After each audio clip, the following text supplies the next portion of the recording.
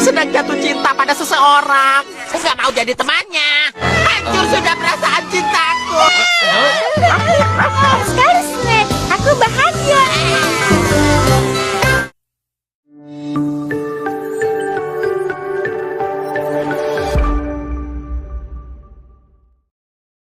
Di suatu hari, Nobita merasa gerah karena cuaca hari itu sangat panas. Tak berselang lama, Doraemon datang dengan membawakan sebuah paket.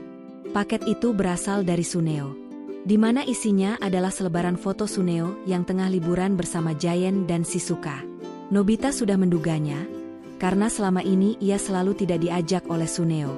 Nobita berusaha menenangkan dirinya, bahwa ia tidak menginginkan hal itu. Namun nyatanya, rasa cemburu dan iri tetap ada di dalam diri Nobita. Nobita pun menyobek surat dan menangis di hadapan Doraemon. Di sini, Doraemon menenangkan Nobita dan mengajak Nobita untuk liburan ke pantai tersebut. Aulanya, Nobita merasa ragu karena ia tidak bisa berenang. Namun akhirnya, Nobita tetap meminta bantuan Doraemon agar ia bisa pergi liburan ke pantai. Saat itu, Doraemon mengeluarkan seutas tali. Menurut Doraemon, tali itu akan mengamankan diri mereka dari air. Dan saat itu, Nobita mencobanya menggunakan air keran. Ternyata benar, saat Nobita menyemprot Doraemon menggunakan keran air itu pun terhalang oleh tali tersebut. Setelah itu, Doraemon dan Nobita langsung pergi ke pantai yang dikunjungi oleh Suneo. Saat sampai di pantai, Nobita dan Doraemon pun bersenang-senang. Saat itu, mereka melihat villa Suneo. Suneo, Giant dan Shizuka pun keluar dari villa dan hendak menaiki kapal pesiar. Di sini, Suneo lagi-lagi mengolok-olok Nobita dan membuat Nobita yang tengah menguping pun merasa sangat kesal. Untungnya, Doraemon dengan cepat menenangkan Nobita supaya tidak bertindak terlalu jauh. Setelah itu, Nobita dan Doraemon pun langsung memakai tali anti air dan masuk ke laut. Di sini, mereka pun jalan-jalan di bawah air laut tanpa harus berenang. Nobita pun menjadi sangat bahagia. Saat itu, Nobita meminta Doraemon untuk memfotonya saat sedang menyelam. Awalnya, fotonya sangat jelek dan membuat Nobita sedih. Namun, Doraemon pun mengarahkan Nobita, hingga akhirnya, Nobita pun memiliki foto menyelam yang bagus. Setelah itu, Doraemon dan Nobita pun bersenang-senang bersama. Di sisi lain, Suneo dan yang lain tengah berjalan bersama menaiki kapal pesiar. Di sana, Shizuka melihat lubang besar yang dipakai oleh Nobita dan Doraemon. Sedangkan Suneo tengah menemui saudaranya dan meminta untuk mencoba mengendarai kapal pesiar. Saat itu, saudaranya menolak karena ia takut jika Suneo berbuat ulah dan dimarahi ayah Suneo. Namun, Suneo memaksa hingga akhirnya, mau tidak mau membolehkan Suneo mengendarai kapal pesiar. Dan tak lama kemudian, kapal mereka menabrak hingga akhirnya mereka tenggelam. Nobita dan Doraemon yang tengah bersenang-senang pun melihat Suneo dan yang lain tenggelam. Doraemon kemudian berinisiatif untuk membantu mereka dengan mengeluarkan kapal kertas ajaib. Saat itu, mereka pun berhasil diselamatkan dengan kapal kertas. Saat Suneo dan kawannya sampai di tepi laut, ayah Suneo kaget karena anaknya hanya menaiki kapal kecil. Sedangkan saat itu, ayah Suneo tengah bersama wartawan yang hendak melihat kapal pesiar milik ayahnya Suneo. Tentu saja, hal itu membuat ayah Suneo marah karena kehilangan kapal pesiar yang baru saja dibelinya. Melihat hal itu, Doraemon dan Nobita pun hanya bisa tersenyum getir melihat tingkah tersebut. Dan film berakhir. Terima kasih yang sudah menonton. Jangan lupa, bantu Mimin dengan klik like, subscribe dan nyalakan loncengnya, supaya tidak ketinggalan video lainnya. Setelah itu, mereka pun melakukan sebuah permainan hantu. Media apapun yang mereka gunakan untuk mengundang hantu ternyata gagal. Hingga akhirnya, Amanda memutuskan untuk meminta Tutur kembali melukis, supaya ia bisa berinteraksi dengan kuntilanak tersebut. Dan saat setelah Tutur ditutup matanya, Tutur langsung berpindah dimensi. Di mana saat itu, hanya ada Tutur dan selembar kertas kanvasnya. Tutur pun mencari keberadaan kuntilanak tersebut.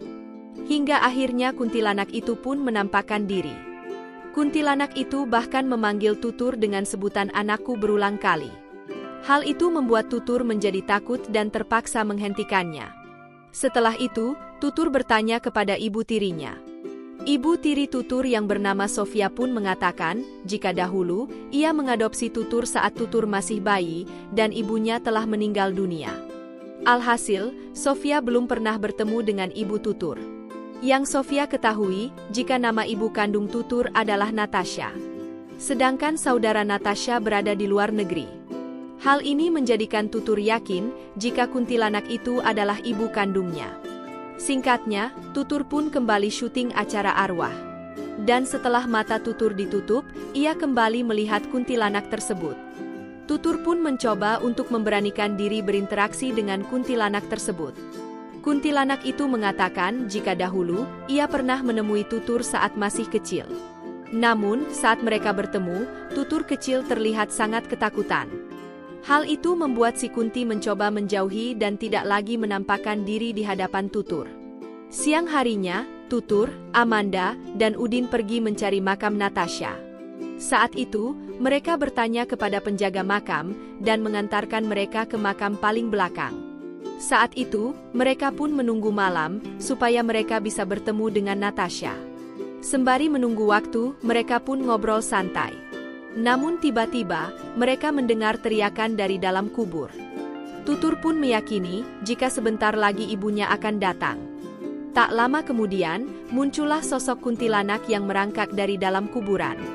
Di sini, Tutur memberanikan diri untuk berinteraksi dengan kuntilanak tersebut dan menanyakan kebenaran terkait ibunya.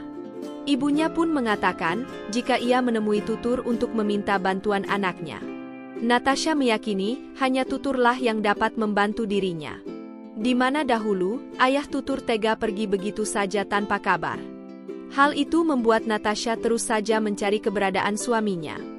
Hingga tepat 2 bulan setelah kepergian suaminya, ia mendapatkan sebuah surat dari suaminya. Ia kemudian mencari bantuan ke sana kemari. Hingga akhirnya, Natasha harus menjadi korban keganasan manusia. Sebenarnya, Natasha sudah rela dan ikhlas terkait kematiannya yang disebabkan oleh pembunuhan. Namun, ia masih merasa penasaran dengan surat-surat dari suaminya. Natasha juga menegaskan jika surat itu dibawa oleh Natalie. Setelah itu, mereka pun langsung mencari keberadaan Natalie. Setelah sekian lama mencari, mereka pun menemukan rumah Natalie. Saat bertemu dengan Natalie, Tutur pun mengatakan dengan sebenarnya terkait tujuannya. Awalnya, Natalie mengelak dan mengatakan jika ia tidak tahu menau terkait surat tersebut. Amanda yang mengaku indigo pun mengatakan, jika saat ini, arwah Natasha masih terjebak di 2 dimensi dan tidak bisa pergi ke surga. Hal ini disebabkan karena Natasha masih bersikeras ingin membaca surat dari suaminya. Natalie pun tertunduk sedih dan pergi ke kamar untuk mengambil surat tersebut. Setelah mendapatkan surat tersebut, Amanda dan Tutur pun pulang bersama. Sebelumnya, mereka berdua menyempatkan diri untuk makan bersama. Saat menunggu makan datang, mereka pun saling bercerita. Amanda menceritakan kisah hidupnya yang sangat memilukan.